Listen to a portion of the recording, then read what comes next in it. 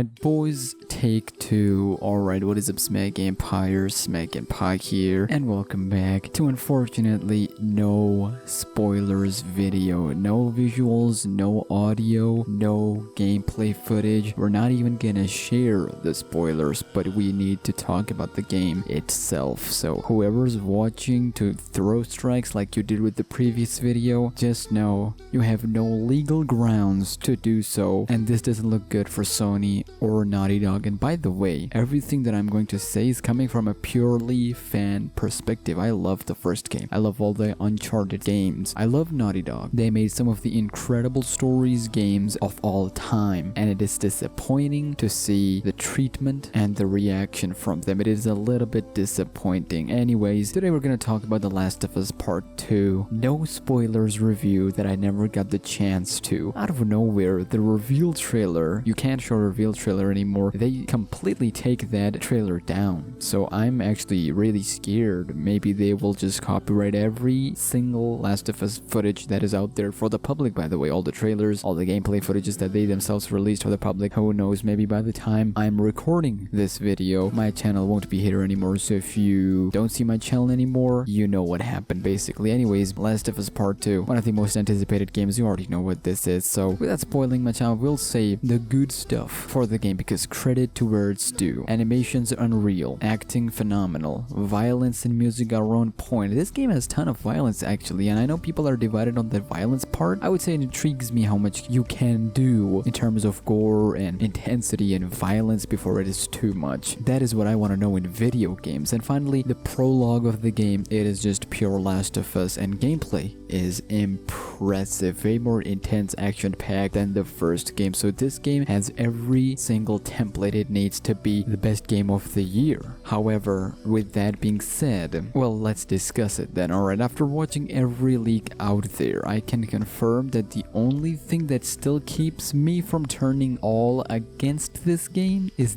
the ending. I haven't seen the ending. Every ending part you'd see on the internet are pure speculations and rumors. Had there been an ending, there would have been an actual footage of it, but all you hear are rumors and sources not confirming, but just speculating what the ending would be. So I would hold my horses onto that. Now for the game itself, we are mostly addressing the story of the game, because that's what got us hooked in the first game, the story. We are here for the story. If I wanted to just play intense game, I would rather play Doom Eternal. There's no better gameplay game than Doom Eternal. By the way, play Doom Eternal, it's fantastic. So yes, you could say that context matters, or timeline matters, or there has to be a reason or explanation for whatever happened in the story that ticked all of us off. Now understand, the gameplay trailer where we see Dina and Ellie, of course no spoilers from the gameplay, no spoilers, just saying what's already out there for the trailers, okay? I have zero problems with Dina and Ellie. Back in The Last of Us Left Behind, we already knew Ellie's sexuality. We saw her with Riley. She even talked about her to Joel in the first game. So I was already cool with that, and I'm actually used to it. We never felt that her sexuality was being forced onto us as players in the first game or the DLC. Well, a little bit in the DLC, but you know, it's fine. It's fine. The Left Behind was fine. It was clean. However, the portrayal of Dina and Ellie relationship, no spoilers, even in the trailer, it was where you would start picking your head and chewing on stuff. It's a messy situation. It's something I've already knew from the get-go, and you know what? It doesn't even bother me. We're so used to forced romance of same gender on TV, movies, you know, portraying them as thirsty people, that's not gonna help them. Instead of how they're just like everyone else, telling their stories of their personalities and characteristics as a normal human being. I mean, I'm just assuming at the end of the day, that's the message you are trying to portray with good intentions, of that these are people too. Don't judge them just because they differ opinions or their gender or sexuality or stuff like that. But I will say, credit to where it's due. Dina is an awesome character. I think you guys are gonna like it. I'm just saying like I'm the developer out here. No, seriously, I'm actually interested to see her story, more of her backstory, all of that, because I believe she's really good. If you've seen the gameplay trailer, you know Dina can actually throw hands with me, making sure that everyone understands of where I stand for Dina and Ellie relationship and LGBTQ portrayal in the entertainment medium and mainstream media. If Ellie's happy, I couldn't care less. Do whatever you want as long as she's happy. That's the point. But the problem doesn't stop here. Certain characters, I'm not gonna name them of course because that would be spoilers. Now if you really pinpoint and think about it, the fascination and passion of developers comes out in moments where there isn't much intensity or shock or big scenes. That's where developers, if they're really loving their work, will have the most fun making the game. And guess what? This game is pretty, I've seen from all the trailers. However, the materials used in the content for the quote-unquote shock value, you know, to make us go oh or oh my god.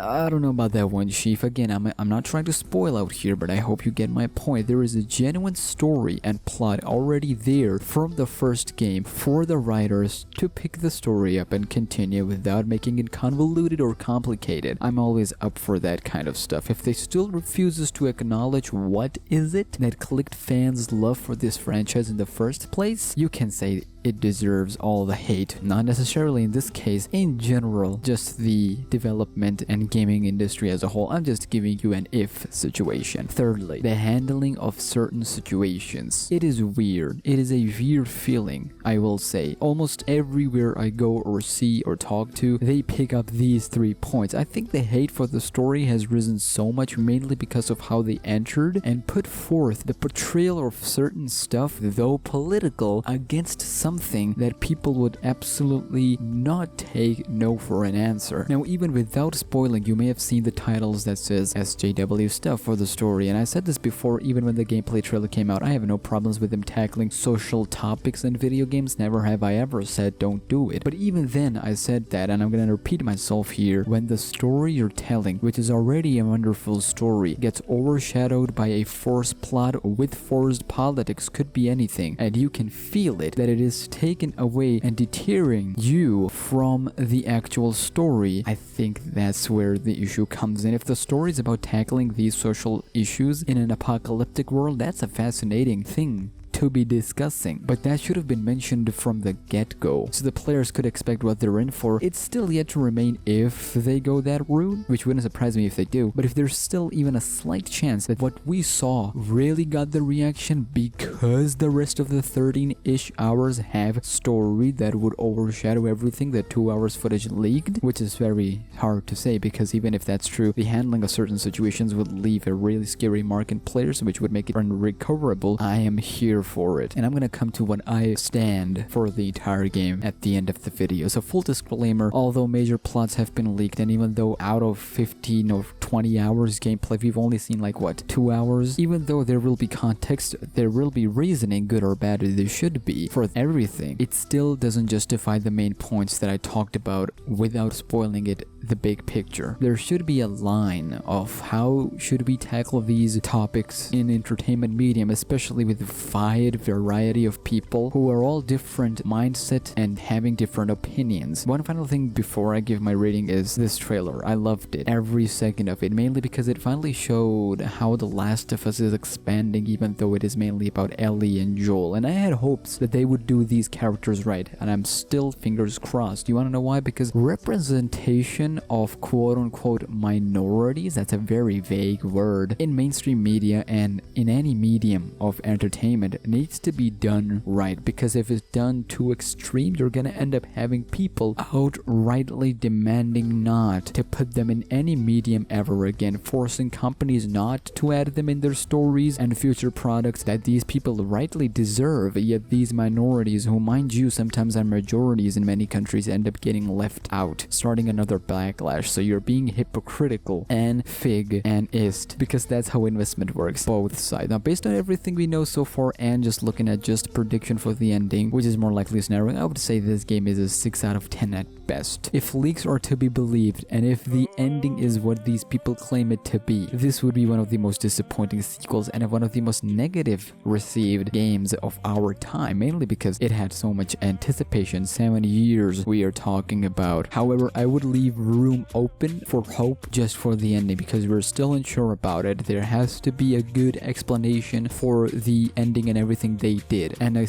good payoff to what they did in the middle part of the game. And I'm keeping my fingers crossed and make the best out of this messy situation, because so far, it ain't looking good for Sony or Naughty Dog. Anyways, I hope they don't take this video down for giving an opinion. Not even specifics on the spoilers. No gameplay, no screenshots, no audio, not even a link to where you could find the leaks. Matter of fact, I didn't even hate it on Sony or Naughty Dog because that's a video for another time. I swear, if this video gets down, I'm losing all the respect for Sony and Naughty Dog. It's coming from a fan, by the way. I am still a fan and I'm still hoping that everything goes right because I am planning to still buy the game regardless of the mess situation. Why? Because the first story that did things to me, it still holds a special place in my heart, and this whole freedom of speech isn't looking good for them. Anyways, what do you think of all this mess, specifically story? Because I will be reading them comments, and don't go out hating on people until we get all the facts, especially not the people who are trying to avoid spoilers. Don't go and tell them, hey, don't buy the game or something like that. Just try to share your opinion without spoiling. That's the best we can do in this situation. And if this video stays up for at least one day, you know we're covering the heck out of the story. Fingers crossed, boys.